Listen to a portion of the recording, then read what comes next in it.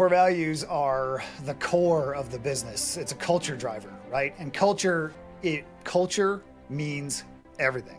Mm-hmm. That literally it is there. And so to have the values inherent in your company and pull those out, the worst thing any leader can do is go to a conference, come back and say, we're changing everything. Right. I learned all this new stuff. Let's do it. And people are just going to leave. Or they're going to look at them and say, yeah, whatever, go back to doing their jobs and nothing's going to change. So, but knowing what the values are helps you drive your decision-making process, knowing who to work with.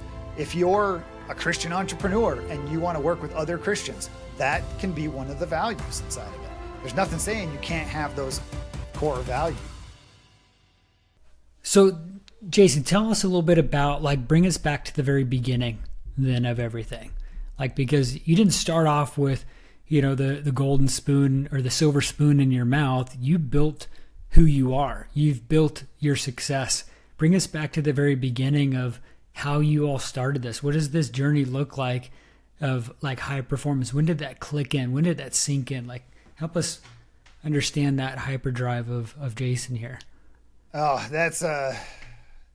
it's interesting enough. So I've been playing in this space, in the entrepreneurial space for close to 30 years, a little more than 30 years, actually. I started as a lot of kids do, lawn mowing and mowing the neighbors' yards, even doing some paper route, which is where I learned to do sales, was selling papers door to door and around the university in northern Arizona.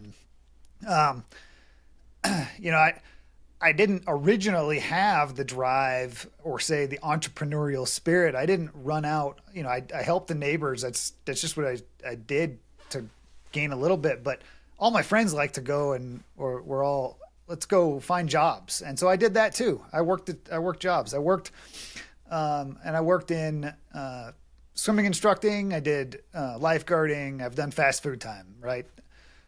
It wasn't until I moved off into college that I had kind of gotten into more entrepreneurial spirit.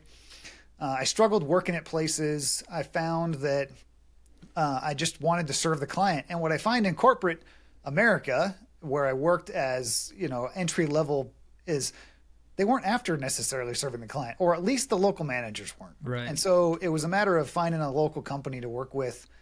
I ended up co-founding an original broadband service provider in 2002, and we were serving people. We're serving the local market in around Bozeman, Montana, and that led to we started to grow that business.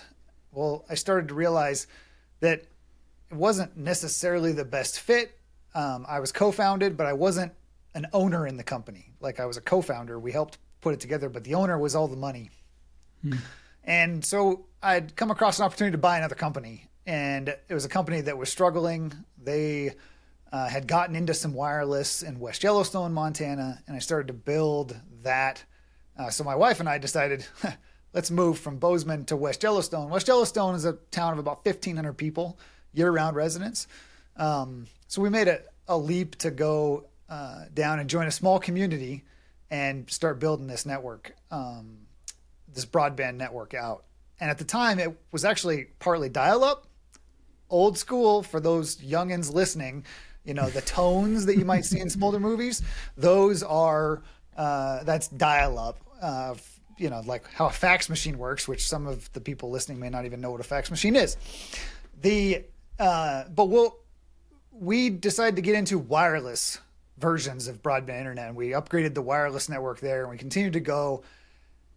There's one key thing that as I was building this business, I started to realize, I can't be the one doing everything. And I was at the beginning. It was me. I handled all the customer support, all the sales, all the installations, all the network infrastructure.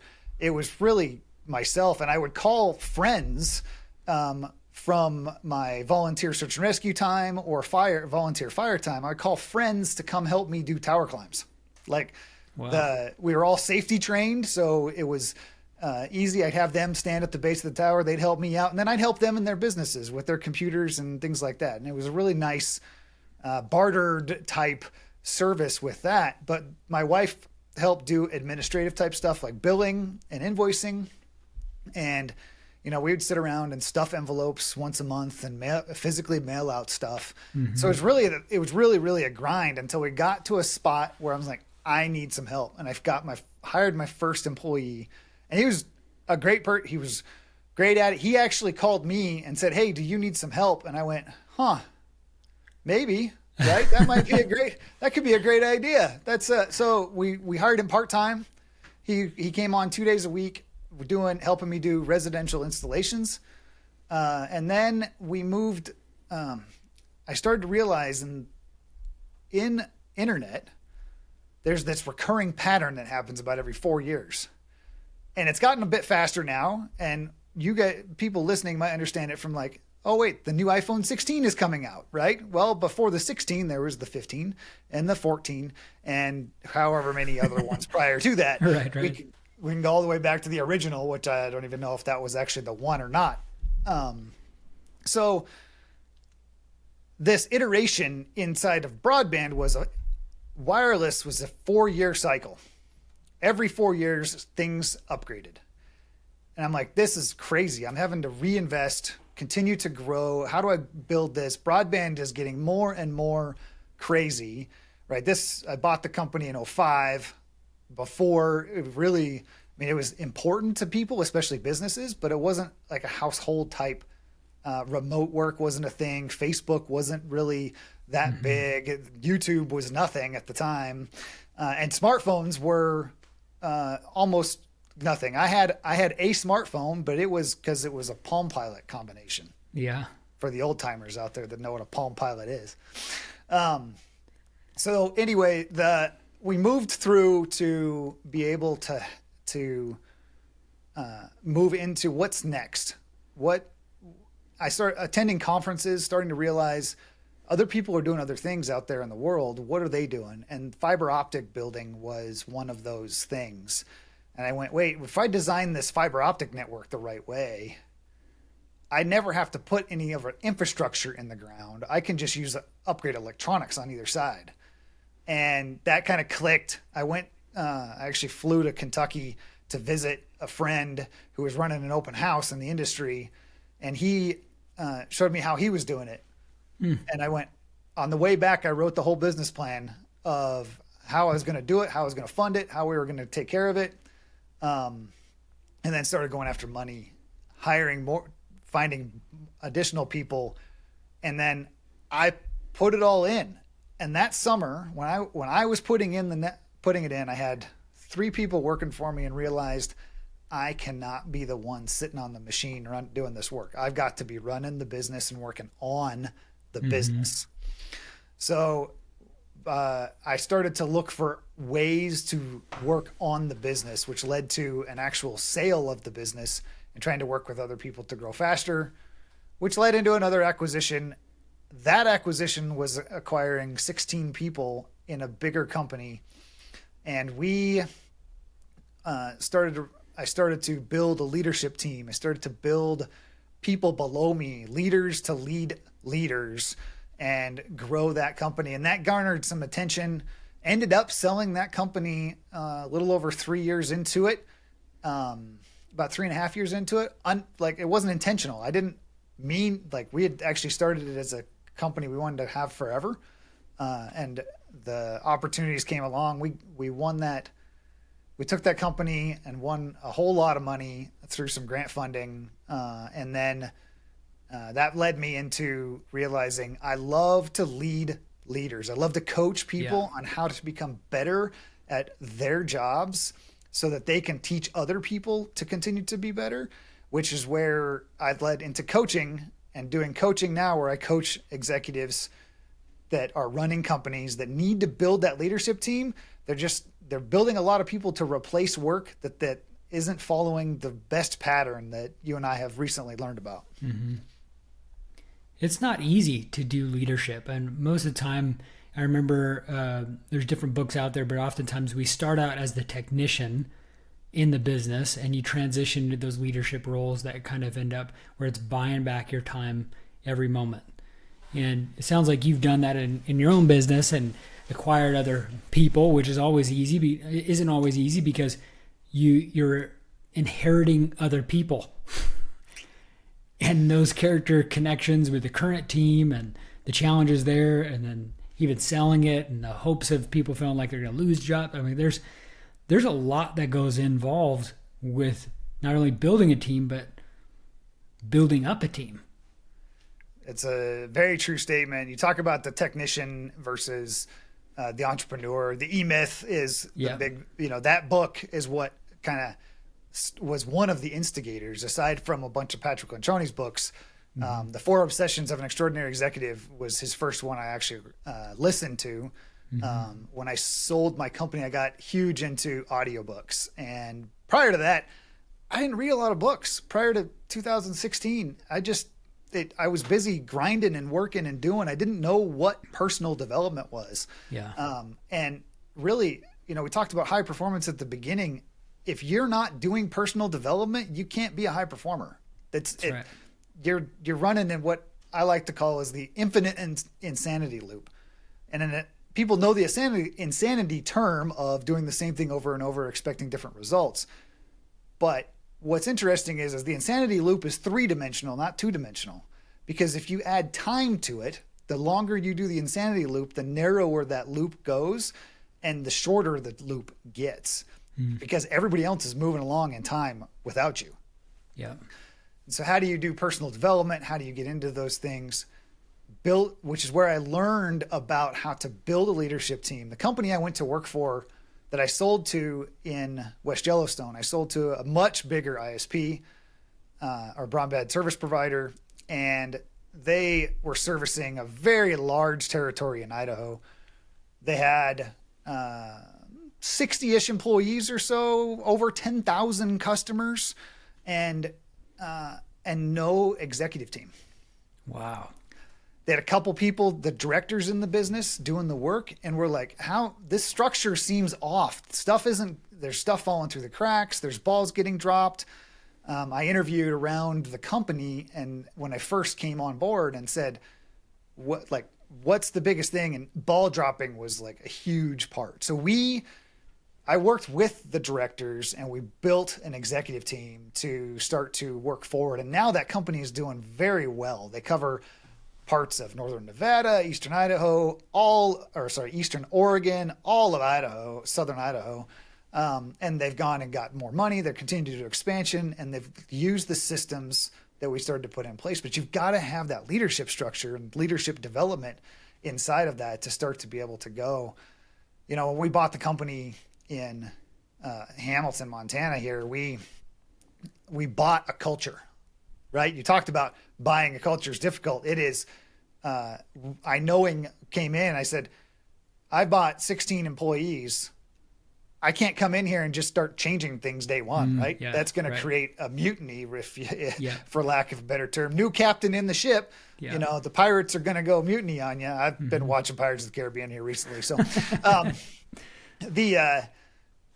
but we sat down. I took everybody off site. We bought them all dinner. We had a nice dinner, catered dinner at a local conference room. And we did a core values building exercise. So I could learn what are the core values inside this company, because they're inherent in the company. This company was 20 years old. Right. Other than the previous owner leaving, I was new in here. I had to learn what they were. And so we learned them. And then we started to shift them and adapt a little bit of the culture into what my wife and I expected to be the appropriate culture. And we started to just kind of make that small pivot.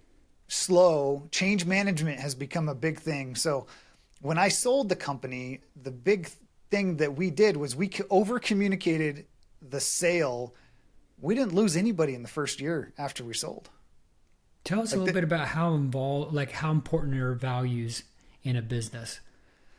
Core values are the core of the business. It's a culture driver, right? And culture means everything. Mm-hmm. And it is there. And so to have the values inherent in your company and pull those out, the worst thing any leader can do is go to a conference, come back and say, we're changing everything. I learned all this new stuff. Let's do it. And people are just going to leave. Or they're going to look at them and say, yeah, whatever, go back to doing their jobs and nothing's going to change. So, but knowing what the values are helps you drive your decision-making process, knowing who to work with. If you're a Christian entrepreneur and you want to work with other Christians, that can be one of the values inside of it. There's nothing saying you can't have those core values. Dave Ramsey's is a prime example of that. The having a value of respect, defining what respect is, because respect for you and respect for me may be different terminology. So you have the name of the word and you have the values, but the importance of those values is so critical to understanding how, because if you're all aligned, you start to row in the same direction. And if you're thinking about a rowing team in the Olympics that we just had not too long ago, those rowing teams are in sync, going in the same direction at an immense speed, and it works well. But if one rower was off, even just one person was out of alignment, you're going to lose the race. Yeah, that's right. That's right. Tell us some more about some of these high performance standards that you had to grow into that were really critical and helpful for you to adapt and to apply, not only in the leadership team and the companies that you've had, but personally too. What are some things that you've had to install that's helped you achieve your success? Yeah, so when I went to go buy the company in 2017, I had lined up a bank. I had lined up all of the things. I'd quit my job. We had moved from Idaho back to Montana, and the bank came back and said, "No, we're not going to fund it." And at that point, I started to realize I need to figure some things out here. I need to really kind of figure out what it is. And so I looked at my day and I said, when I knew I needed to start physically reading books instead of just listening to the audiobooks. Like, listening to the audiobooks got me a lot of information, but it was always pressured on me, especially by my dad, that said you should read the book, not just listen to the book. And if you listen to Alex Hormozy, he actually tells you to do both at the same time. That's right. Which I find very challenging to do right so far. But reading the book, so I said, okay, when can I read? I don't read a lot. I get distracted really easily if there's a noise or a sound. I'll look over to see what's going on. And what can I do to set myself up for success in reading? Well, 5:30 in the morning was that time. It was get up at 5:30 in the morning. That way I'm up before the house is up. The rest of the kids my kids weren't getting up until 6:30, 7 o'clock to get ready for school. So I could get in 30 minutes to an hour of reading in the morning. And I started that in right before we bought the company. I started listening to podcasts. I actually was listening to Masters of Scale by Reid Hoffman while I was my daily routine was trying to buy the company, but I was working with an East Coast company to try to buy this local West or Mountain Time company. So I'd get everything done early in the morning, and then I'd have the rest of the day to help build. I built my dad's workshop for him. Wow. And just kind of kept this routine and kept adding little things to the routine. Here recently, not recently, so it's 2024. In 2020, I'm like, I need to get continued to get healthier. In 2019, the doctor said, you need to get healthier. I started a diet change, lost some weight. Was able to do that just through diet. Decided I want to start hiking. The best way to start and get into anything is with an accountability partner. So I agreed to get a puppy, COVID puppy. And Oreo is his name for those puppy lovers out there, the dog lovers. He's a black dog with a white belly, so fits the name perfectly. And that was my accountability partner. I learned how to train him. I never trained dogs before, but I went and hired a canine trainer and learned how to train him. I'd worked with actual search dogs when I was on search and rescue in West Yellowstone. I loved working with the dogs, so I learned how to train him. We go on hikes every day. We started off, I couldn't hardly do a mile on a hill. I was that out of shape. I would get winded and go. Today I can hike, 3.5, 5 miles, 6 miles, 10 miles. It does, like, I don't get sore, don't get winded. It's been a world of change, but it took time. And I think that's one of the biggest turnoffs. People don't put in the effort, put in the time. Recently this summer, I decided the next level of iteration was going to the gym. And only time I've ever used the gym was in high school. I was a C gym student. Like, how do you get a C in gym class? This guy right here. Like, yeah, I'm an example of how to do that. You do as little as possible to just get through the class. I was the odd number, so I didn't have a partner. And in the class, I was very, very shy growing up, which led to other different issues that accumulated over the years. And I had to deal with those. I still am shy, even some today. I like to listen. I don't like to, I've talked a lot on this podcast, but sharing the story, but it's actually when in person, it's quite a shy experience. And so to get into the gym, to get to know it, to understand it, I hired a personal trainer and started going with the personal trainer, but I'd only go to the gym if I was working with the personal trainer. Yeah. Then, joined a new coaching program. Part of the program is 45 minutes of sweat. Well, I was already hiking every day, but I took that as it's my gym time. So I go to the gym 3 days a week. And I'm continuing to work through that fear of the gym that I had before, because now I actually understand the exercises. I'm understanding the machines, and I'm getting better. Still using a personal trainer 1 day a week to elevate and continue to have that extra accountability.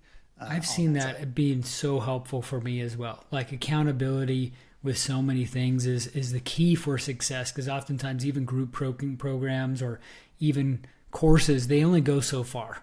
Like, they only list out some of the things, but you need some person to, like, hold your, feet to the flame to get the job done and doing that. When you're coaching your clients, Jason, especially with, new entrepreneurs, and then entrepreneurs that are just listening to this because they love the high performance and the things that we talk about here of just learning some of these new tips, what would you say? There's a lot of them, the sales and marketing, fulfillment and customer service and things.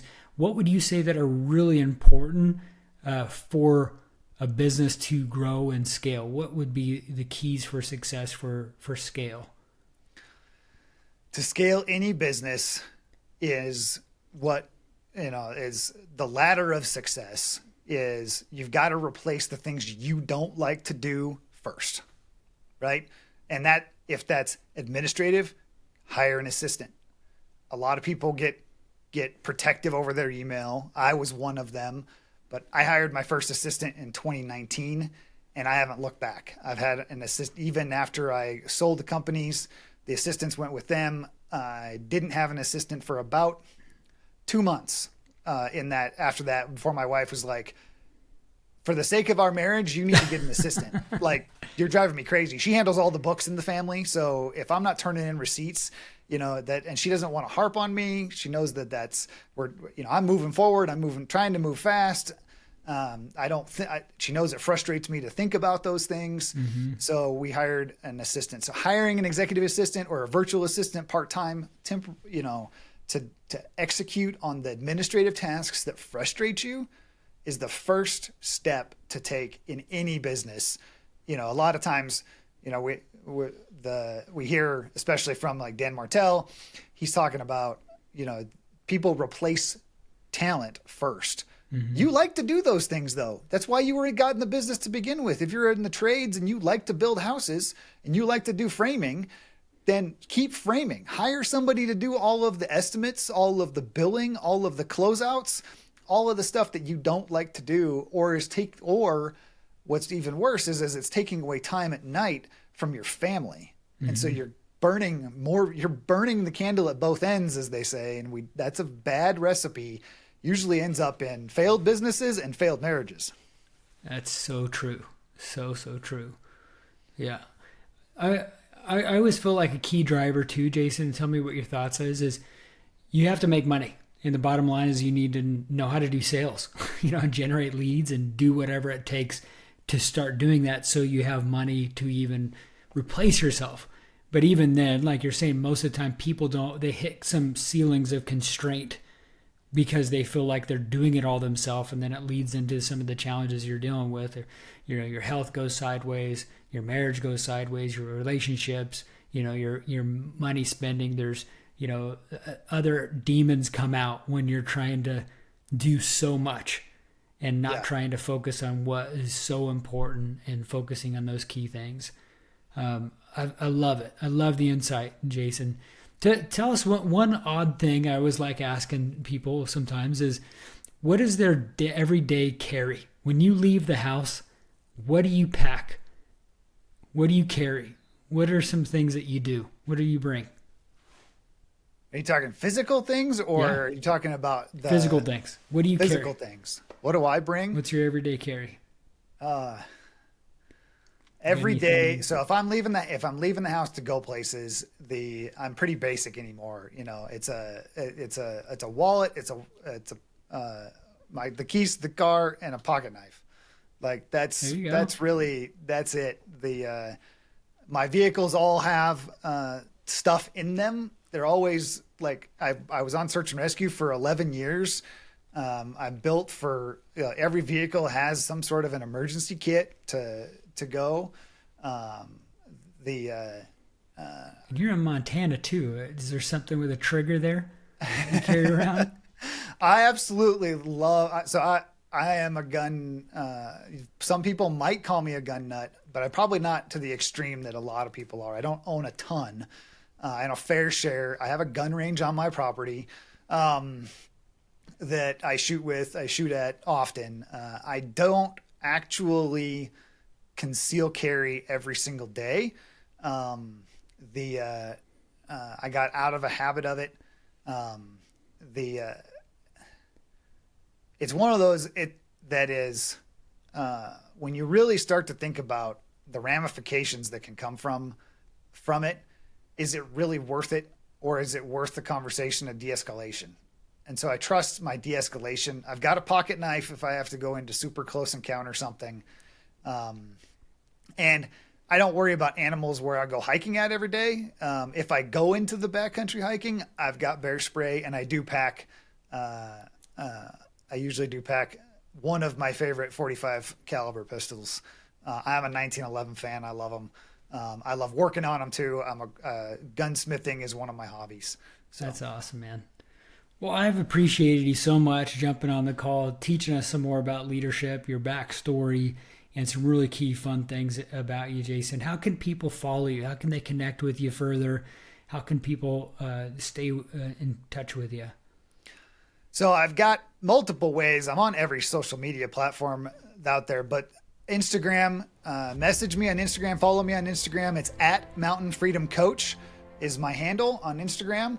And that's the best way to go, follow and start watching some of the content. I'm putting out content every day there that leads to other sources. You can find me on LinkedIn, and you can get at Jason Pond is my YouTube channel for some weekly YouTube content, including my own podcast. Amazing. We appreciate you jumping on the call with us, Jason, and going through everything. But until next time, thank you for joining us in here at the High Performance Podcast. Appreciate you, Nathan.